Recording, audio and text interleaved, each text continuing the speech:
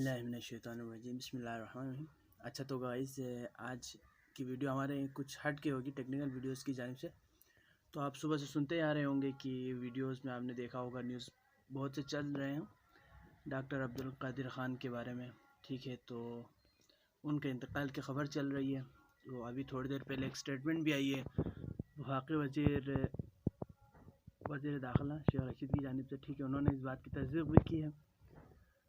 तो आज हमारे लिए काफ़ी एक शोक वाला दिन है।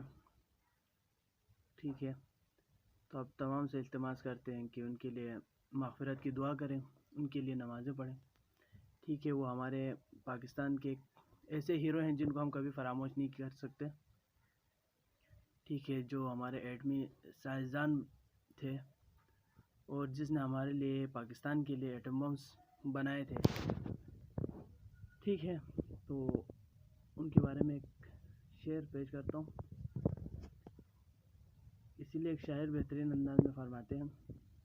ठीक है, बदला न तेरे बाद भी मौज़ूए गुफ्तगू, बदला न तेरे बाद भी मौज़ूए गुफ्तगू, तू जा चुका है फिर भी मेरी महफिलों में।